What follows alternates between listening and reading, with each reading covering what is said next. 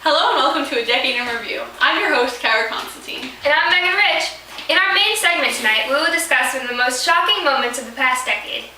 As I'm sure many of you have probably guessed, we are talking about the assassination of President John F. Kennedy. This event and the wake and the funeral that followed were televised and viewed by distraught Americans who were confused about the death of the president and about the motives of the shooter.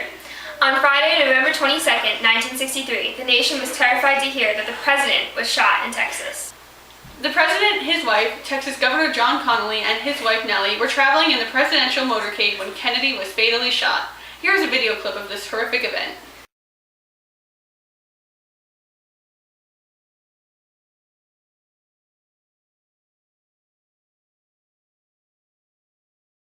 Lee Harvey Oswald was identified as the shooter. Oswald was a former U.S. Marine that lived in the Soviet Union from 1959 to 1962. He was arrested for the murder of a police officer, J.D. Tippit, and he was later charged with the assassination of the president. Oswald denied that he was involved in either of the killings. 2 days later, Oswald was shot and killed by a nightclub owner, Jack Ruby, who claimed that his actions were caused by his anger about the assassination of the president. Although the Warren Commission concluded that Lee Harvey Oswald acted alone when he shot the president, there are still many doubts about the truth of this statement. There are several theories that state that Oswald was part of a bigger plot. The theory that Oswald acted alone is currently the most accepted belief. Here's a reenactment of the event.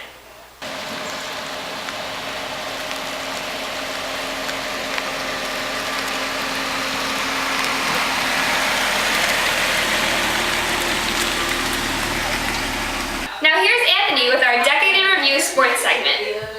On January 15th, the first AFL-NFL World Championship game was played. The Green Bay Packers, representing the NFL, took on the Kansas City Chiefs, who were representing the AFL. This super game was intense, but the Packers ended up taking it 35-10. The game was memorable not only for the players, but the fans who watched it. Take a look at some of these highlights. Max McGee holed in an amazing one-hand grab for the game's first score. Jim Taylor sliced through the Kansas City defense for Green Bay's second touchdown. Then in the second half, a Len Dawson pass was intercepted by the Packers' Willie Wood, sealing the Green Bay victory. The Packers then went on to win the second Super Bowl, but did not compete in the third. Experts agree that the Super Bowl will continue to grow over the years, and I'm sure many Americans are looking forward to the Super Bowl IV in a few weeks. I'm Anthony Volanino, now back to Megan and Kara. Thanks, Anthony, and now we'll go to Sign Up with our music segment of the night. Thanks, Megan. Now we will be discussing the music of the 1960s, specifically the Beatles. Formed in 1960 in Liverpool, the Beatles consisted of members John Lennon, Paul McCartney, George Harrison, and Ringo Starr.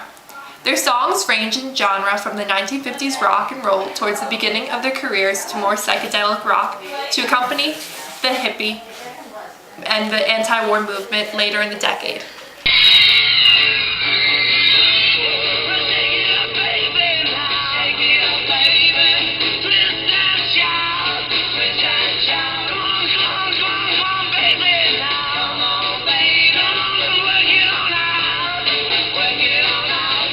There we saw the Beatles playing a cover of the song Twist and Shout in the early 1960s, showing their more classical rock and roll influences. Towards the end of the decade, however, the Beatles began to change their sound to more psychedelic kind of rock.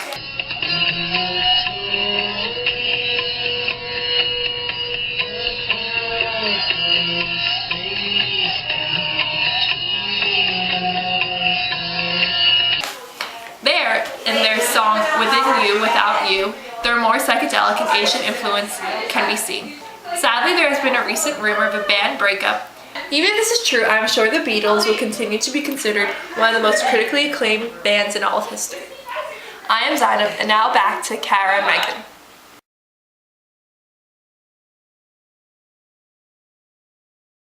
Look at the new Mattel Barbie. She's life-size, bendable, and you can even play with her hair. Braid it, brush it, or do whatever you'd like.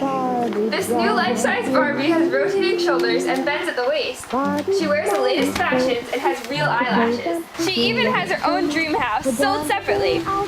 Get this new Barbie for only $3. Remember, you can tell it's Mattel. It's swell.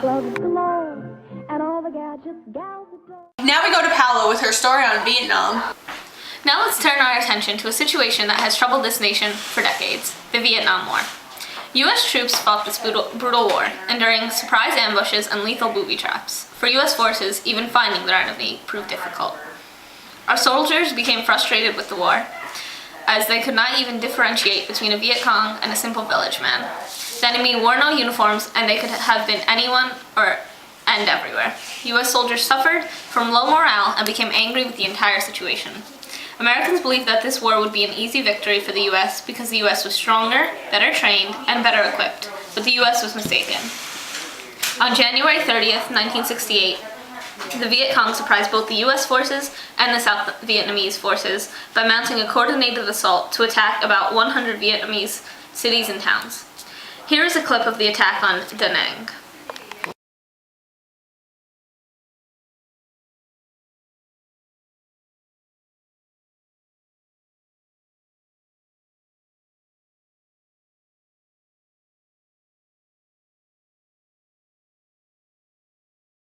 Although the U.S. forces and the South Vietnamese army were able to repel the assaults, known as the Tet Offensive, this attack proved to Americans that the enemy was stronger and the war would not be an easy win, like they originally thought.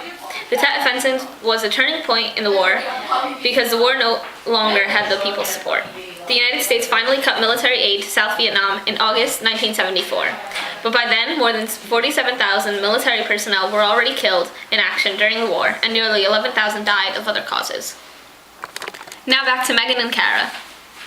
Thanks, Paola, and now we'll go to Zainab with our editorial segment of the night. Now it is time for an editorial in 1960s fashion. Here is a picture of what a family dressed like the 1950s looked like. However, the 1960s have brought a youth counterculture and rebellion. The style today no longer looks like this picture, and I think this changes for the better. We even have a real-life hippie here with us today to model. This tie-dye t-shirt with bright colors is a staple of any hippie's wardrobe. Young people these days often wear stylish flowers in their hair, as these flowers represent peace and love, the motto of the hippie movement. Young women have started to wear scandalous miniskirts, sometimes paired with knee-high boots. Long flowing skirts are in style as well. Bell-bottom jeans and fringe are also key elements of the hippie style. Male hippies are known to sport long hair. These major changes in terms of style are popular among the youth, but certainly not accepted by the older, more conservative generation. We have here in this video some examples of hippie fashion. Gun belt, chains, piece, black hot pants, black turtleneck. There was a gun belt on the trip, and they were walking up and down Sunset Strip, and it was quite a highly developed thing, like a circus every night. Thanks, Dinah. We now go to Paola with her interview of Lyndon Johnson on his Great Society. Thank you, Kara. We have a very special guest tonight for our Decade in Review. Please give a warm welcome to former President Lyndon B. Johnson. Thank you for having me. Now you have come to discuss your domestic policy of the Great Society, correct? Yes, that is precisely why I'm here tonight. I want to discuss what the policy was all about and what I completed, and what I intended to complete within my presidency. Why don't you tell us a little bit about it then? What were your main goals for the Great Society? My main goal of the Great Society was to end poverty and segregation within our country. I wanted to form a less materialistic society within our country as well. To help get rid of segregation, we passed the Voting Rights Act of 1965 and the Civil Rights Act of 1964 under my administration. To combat the war on poverty, my administration established the Office of Economic Opportunity and passed the Economic Opportunity Act of 1964. It says here that as part of the Great Society, you also established Medicare and Medicaid. What did you want to accomplish through these two programs? With Medicaid, we wanted to provide medical care through the government for those who cannot afford it otherwise. With Medicare, we wanted to help in the same way, but cater more to the elderly population of the nation. I see. It also says here that you passed the Elementary and Secondary Education Acts, which give $1 billion in federal aid to schools around the country. Yes, it's true. We did give federal aid to these schools. I'm afraid we're out of time. President Johnson, it has been an honor and privilege to have spoken with you about such a wonderful program. We hope to see you again soon. Thank you. I look forward to coming back. I'm Paola. Now back to Kara and Megan. Thanks, Paola. We now go to Megan with civil rights. Thanks, Kara. As we all know, the civil rights movement has swept through the nation, grabbing attention from every newspaper and television station in the country. On August 28, 1963, one of the most influential events occurred. The March on Washington. More than 200,000 people descended on Washington, D.C. This influential march proved that protests do not need to result in violence to be powerful. The march was organized by civil rights activists and labor and religious organizations, such as the NAACP. The gathered masses stood peaceably for hours in the August heat as powerful speakers appealed for civil rights for African Americans and for individuals. Most influential was Martin Luther King Jr.'s I Have a Dream speech. Here's an excerpt from the speech. My poor little children will one day live in a nation where they will not be judged by the color of their skin, but by the content of their character. I have a dream today. Thanks to the powerful words from civil rights advocates, the march will go down in history as one of the most convincing events in the movement that led to the successful passage of the Civil Rights Act of 1964. Thank you for watching A Decade in Review. See you in another 10 years. I'm Megan Rich. And I'm Kara Constantine. From our station to your family, have a happy new year.